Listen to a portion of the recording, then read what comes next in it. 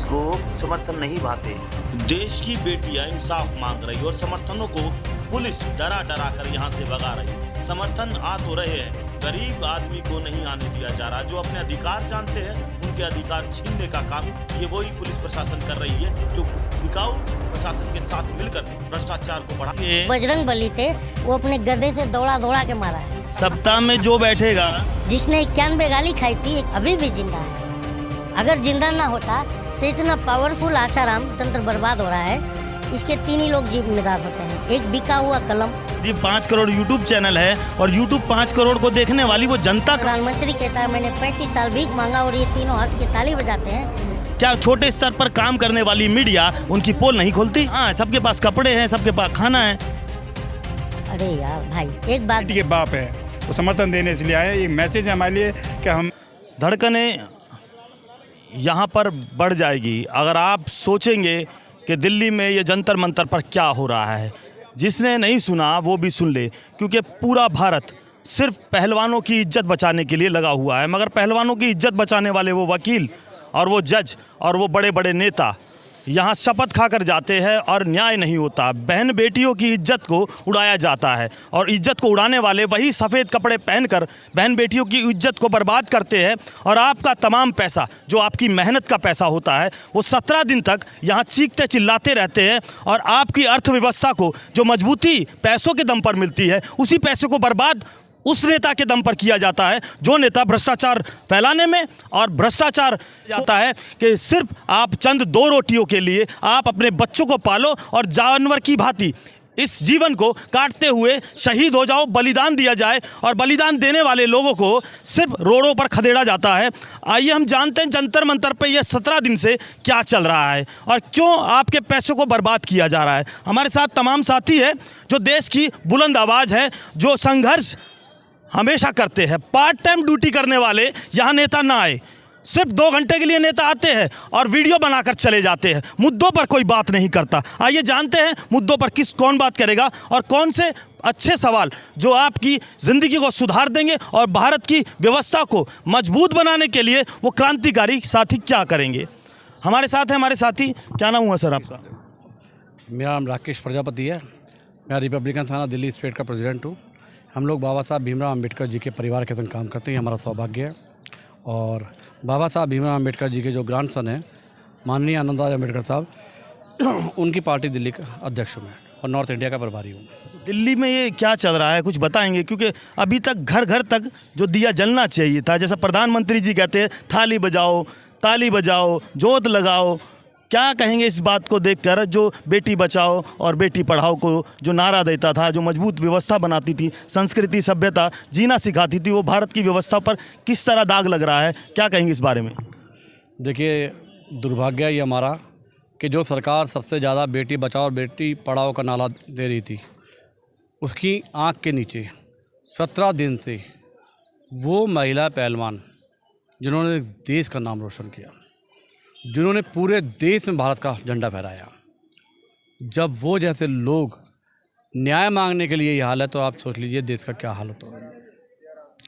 देश तो संविधान से ही चलेगा, देश तो लोकतंत्र से चलना चाहिए। चलना चाहिए नहीं चलना चाहिए? चलना चाहिए। यहाँ क्या लगता है पॉस्को एक्ट में क्या है? ये हमारे जो एडवोकेट भाई हैं, हमारे जो पार्टी के जो पोस्को तो सिर्फ छोटे मोटे लोगों के लिए होता है, मगर ये तो महाबली है जो भ्रष्टाचार को फैलाने में बाहुबल लगा रहा है, उसके लिए क्या कहेंगे सर? क्या नाम है आपका? मेरा नाम मेहरचंद प्रेमी है।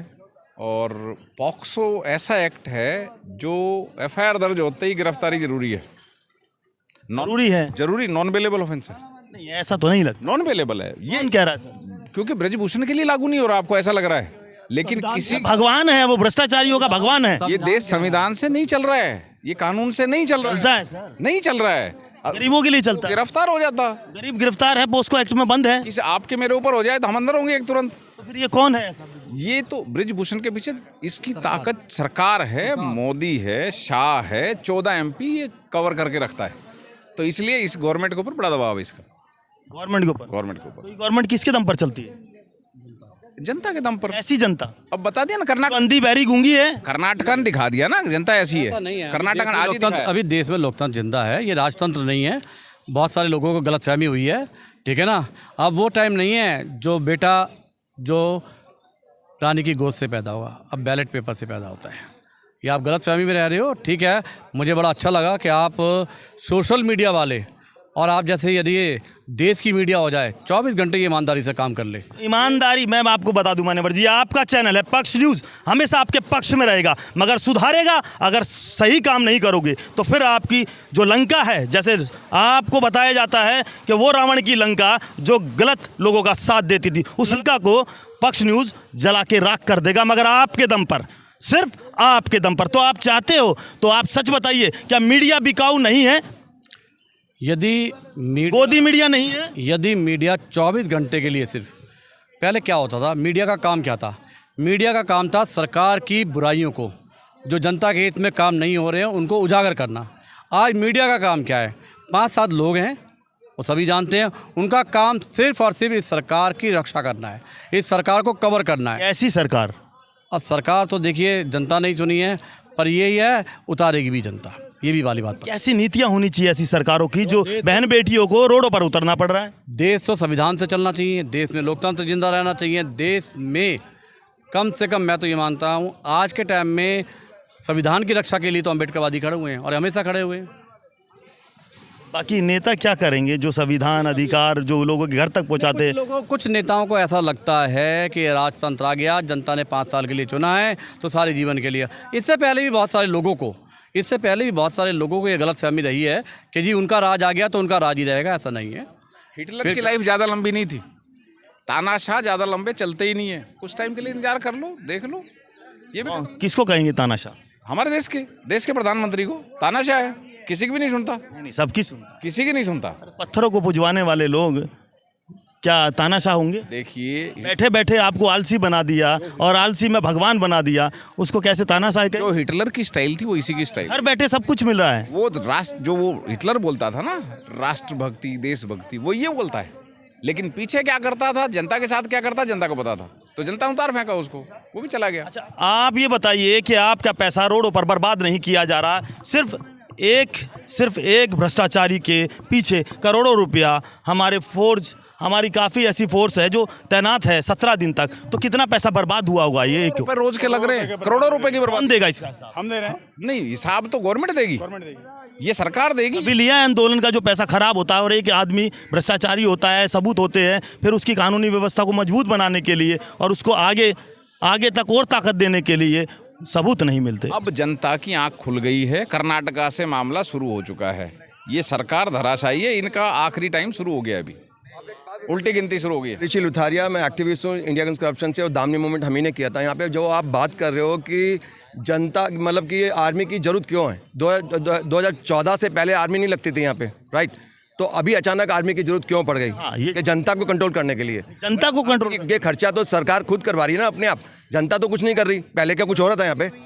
जब 2014 से पहले कुछ नहीं हुआ तो अचानक अब ऐसी कौन सी? ये सफ़ेद कपड़े पहनने वाले नेता खुद आप अपनी गलती नहीं मानते, क्या कहेंगे इस बारे में? सबूतों को छुपाने के लिए काफ़ी चीज़ों का टेस्ट होना चाहिए, वो टेस्ट जल्दी क्यों नहीं होता? कौन से टेस्ट की बात कर रहे हैं? नार्को टेस्ट की बात कर रहे हैं? नार्को टैक्स की बात जी हाँ, तो वो तो चैलेंज करा है। यहाँ के जो देश की जो बेटियां हैं उन्होंने ओपन चैलेंज करा कि उनकी तरफ से तमाम ऐसे क्वेश्चंस उठ रहे थे कि वो भी आरोप लगा रहे थे, उल्टे ये आरोप लगा रहे थे, वो नकार रहे थे अपनी चीज़ों को। तो इन्होंने बोल दिया सीधी सी बात है कि नार्को टैक्स करा लीजिए, उनका भी हमारा भी, जो दोषी पाया जाए उसको फांसी पे चढ़ा दिया जाए। तो आप क्यों नहीं बोल रहे? वो लोग चुप हो गए ना, सबकी बोलती बंद। अब बताइए, वो जो ब्रिजभूषण जी हैं या वो हैं, उनके पीछे जो 3 लोग जिनके लिए बोल रहे हैं कि वो बोलेंगे तो हम रिजाइन करेंगे, राइट? तो उनके पाले में गेंद फेंक दी। इसका मतलब है कुछ ना कुछ अंदर की साठगांठ है या कोई उनके सीक्रेट्स उनके पास हैं बड़े नेताओं के, कि जिस वजह से उन्होंने उनको एक तरह से धमकी दे दी है कि तुम हमें करवा के दिखाओ, तुम्हारे ऊपर डाल दी। तो बोलिए, कोई देश के प्रधानमंत्री इतने बड़े नेता, क्या नाम हुआ सर? मेरा एडवोकेट बेनीवाल। सर देखिए, जो पॉक्सो एक्ट लगा है उसमें तुरंत गिरफ्तारी का प्रावधान है। और ये देश, इस देश में जो संविधान है जिसके तहत भारत देश चलना चाहिए, उसको इन्होंने कभी आज तक माना नहीं है, इसलिए ये देर हो रही है उसकी गिरफ्तारी में। और बात मेन ये है कि डर है इस तानाशाह सरकार को कहीं हमारे भेद न खुल जाए, इसलिए उसको बचाया जा रहा है। उसको समझ आ रहा है कि मैं फंस चुका हूँ, काफ़ी आरोप लगे हैं और जो पोस्को लगी है वो किस आधार पर लगी है? वो नहीं समझ आ रहा है उनके, वो समझेंगे भी नहीं, अपनी गलती नहीं मानेंगे, बिल्कुल तानाशाह सरकार। कैसे चलेगा फिर? देश तो संविधान से चलेगा, ये संविधान को मिटा देना चाहते हैं। संविधान कहाँ मानते हैं संविधान के लिए? जो पार्टी लोकतंत्र को नहीं मानती, संविधान को नहीं मानती, वो अलोकतांत्रिक है और वो नल एंड वाइड। मैं सही बोल रहा हूँ सर?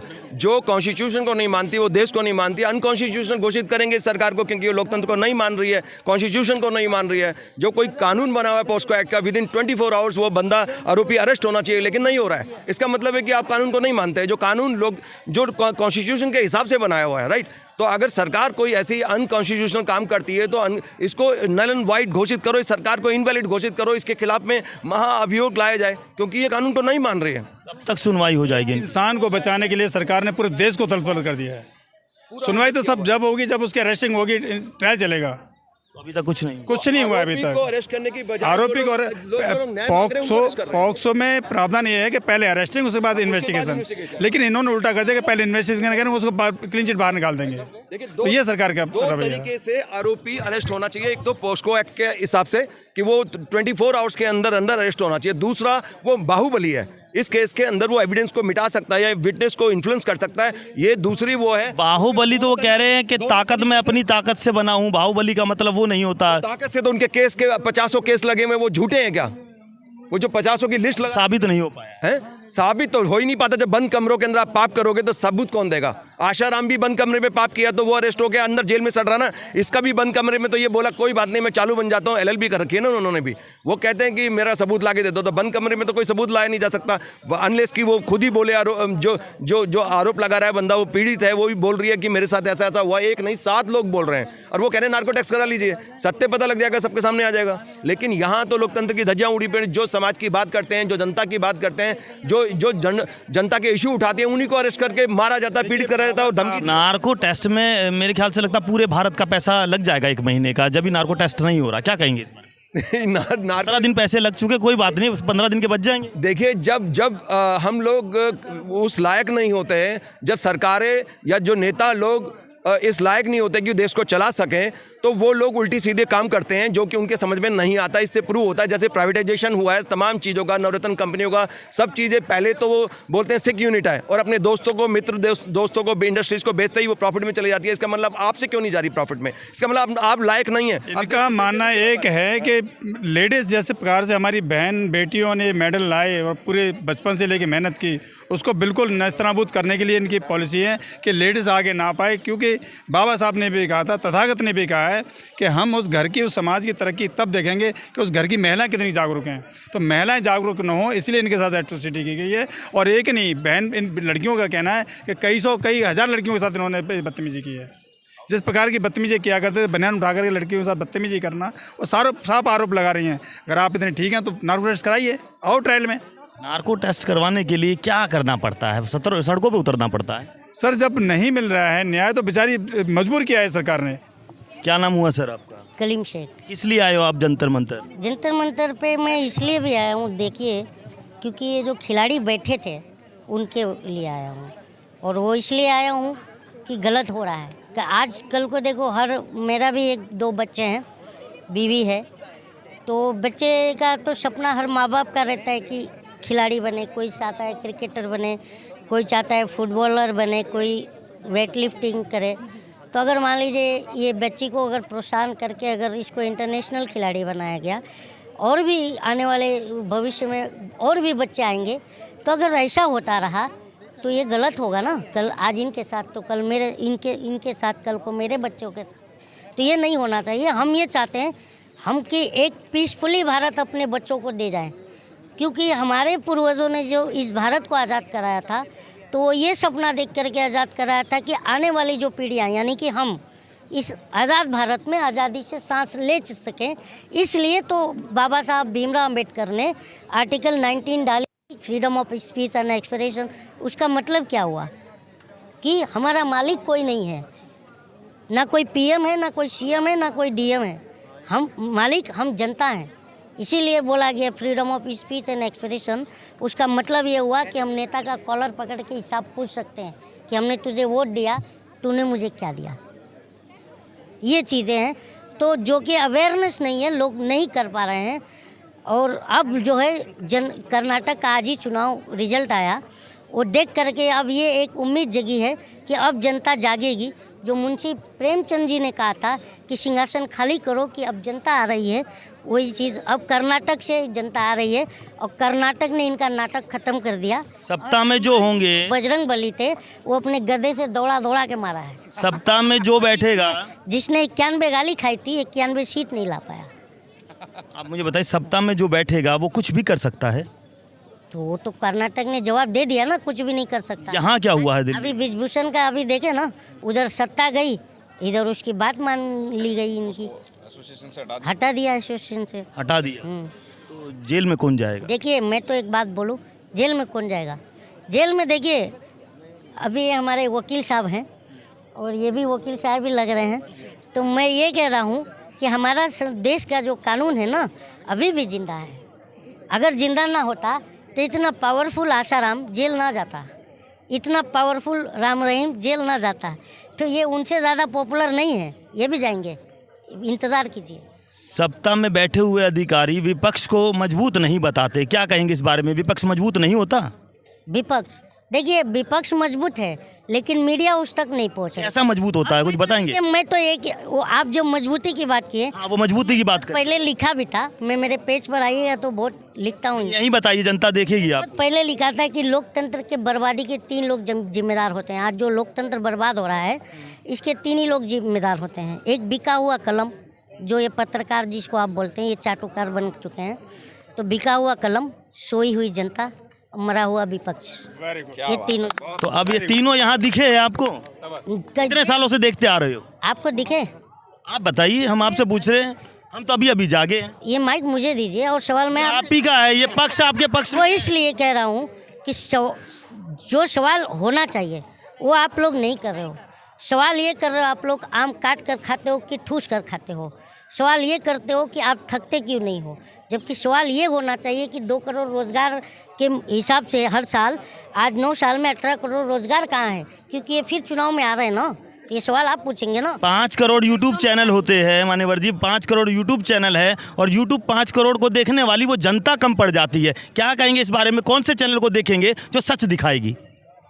देखिए सच की बात कर रहे हैं ना, जिसको देखे वही सच बोलता है, चैनल उसी का बड़ा होता है। या बिकाऊ बोलेंगे या सच वाला चैनल? प्रधानमंत्री कह देता है मेरा झूठ सबसे मजबूत, ठीक है। अब प्रधानमंत्री सब मैनेज करता है, ठीक है। मैनेजमेंट ये है कि जब प्रधानमंत्री देश का वरिष्ठ पत्रकार जो सुधीर चौधरी है उसके चैनल पर जाता है और कहता है कि पकौड़ा बेचना भी एक रोज़गार है, तब मेरे को समझ में आती है कि पत्रकारिता का स्तर ये है इस देश में।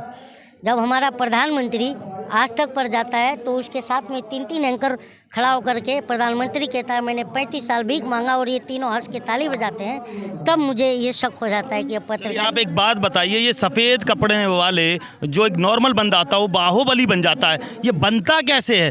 क्या छोटे स्तर पर काम करने वाली मीडिया उनकी पोल नहीं खोलती? बनता कैसे है? हाँ, मैं इसीलिए तो मैं बार बार कह रहा हूँ कि अब ये 24 में इस देश की जनता को जगाना है।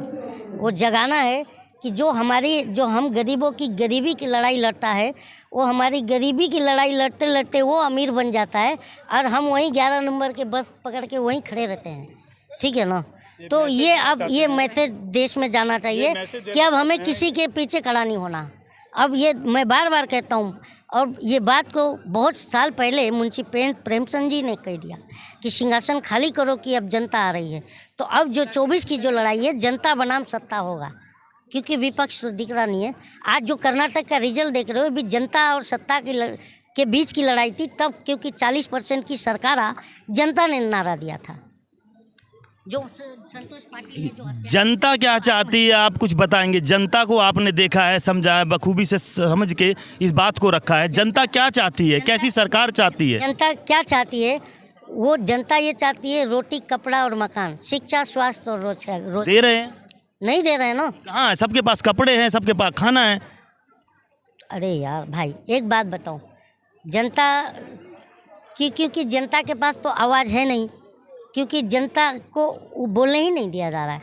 जब विपक्ष कह रहा है कि हमें बोलने नहीं दिया जा रहा, हमारा माइक बंद कर दिया जा रहा है, तो जनता की कौन सुनेगा? क्योंकि जनता, विपक्ष जो होता है हमारे देश के अंदर, वो बिगड़ेल हाथी को पकड़ने का एक ऊँट के समान होता है।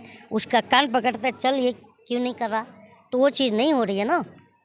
क्या कहेंगे आप इस बारे में? मैं ये कहूँगा कि भाई कलीम शेख बॉम्बे से चलकर 1600 किलोमीटर दूर चल कर के यहाँ पहलवानों के लिए समर्थन देने के लिए आए हैं।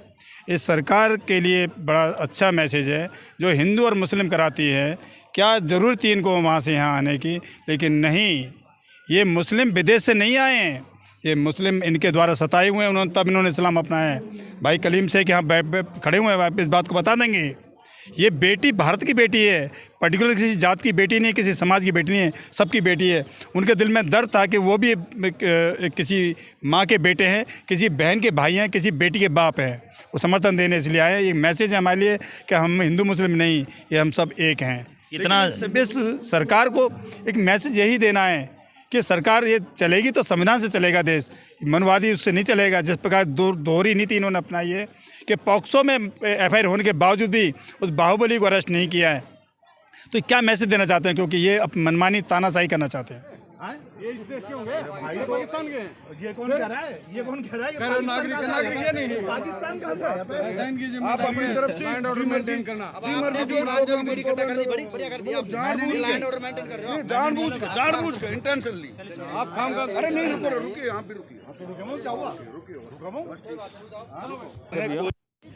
उसने कोई भी ऐसा शब्द नहीं बोला, कोई भी ऐसी बात नहीं बोल रहा वो कि जिससे अशांति फैले। यहाँ पे अशांति वाला कौन है बताओ आप?